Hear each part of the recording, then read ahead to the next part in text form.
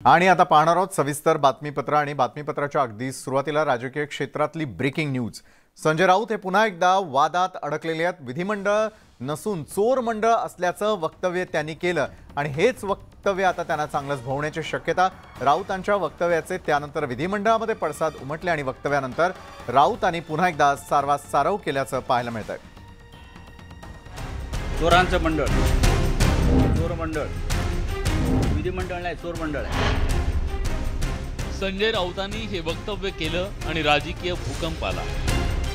कोल्हापुरात विरोधकांचा समाचार घेताना संजय राऊतांची जीभ घसरली। विधिमंडळात बनावट शिवसेना आहे, डुप्लिकेट चोरांचं मंडळ आहे, अशा शब्दात संजय राऊतांनी हल्ला चढवला। आम्हाला पदावरून काढलं तरी आम्ही पक्ष सोडणार नाही, कारण शिवसेना प्रमुख बाळासाहेब ठाकरेंनी ही पदं आम्हाला दिली आहेत याची आठवण करून देताना त्यांनी विधिमंडळाचा अवमान केला। ही जी बनावट शिवसेना आहे, डुप्लिकेट चोरांचं मंडळ, चोर मंडळ, विधिमंडळ नाही चोर मंडळ आहे। त्याने आम्हाला पदावरून काढले तरी आम्ही का पक्ष सोडणार आहोत का?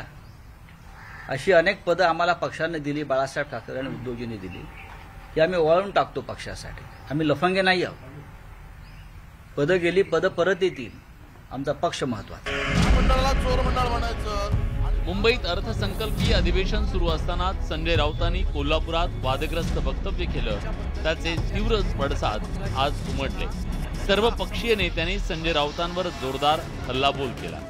त्यांनी सरळ म्हटलंय, विधिमंडळ नव्हे चोर मंडळ। जे काय कोणी चोर मंडळ म्हटलं असेल तर ते आम्हाला मान्य नाही। आपण एकमेकावर आरोप करू शकतो दादा, पण एकमेकाला चोर म्हणू शकतो, चोर मंडळ म्हणू शकतो। जरूर ते बोललेले असतील तर त्या संदर्भामध्ये योग्य तो निर्णय विधिमंडळाने घेतला पाहिजे। हा अधिकारच कोणी दिला या मंडळ या माणसाला? आपण सर्व कामकाज बाजूला असून पहिले या विषयावर निर्णय घ्यावा। राज्य सरकारनं हक्कभंग आणण्याची तयारी केल्यानं संजय राऊतांचा सूर बदलला। तसंच सत्ताधाऱ्यांसह महाविकास आघाडीतील नेत्यांनीही धारेवर धरल्यानंतर संजय राऊतांना उपरती झाली। माझ्या भावना समजून घेतल्या नाहीत आणि एकतर्फी कारवाई होत असेल तर लोकशाही परंपरेला धरून नसल्याची सारवासारव करण्याची वेळ संजय राऊतांवर आली। मी स्वतः 20 वर्षापासून जास्त काळ देशातल्या सर्वोच्च सभागृहाचा सदस्य आहे।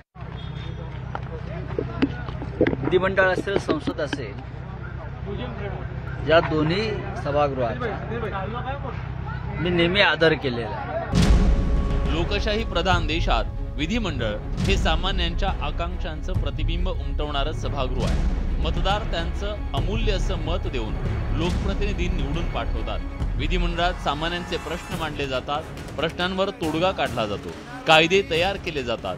त्यामुळे संजय राऊत यांच्यासारख्या लोकप्रतिनिधींनाच विधिमंडळाविषयी भाष्य करताना जरा तारतम्य बाळगणं गरजेचं आहे। Bureau report, news 18 Lokmat.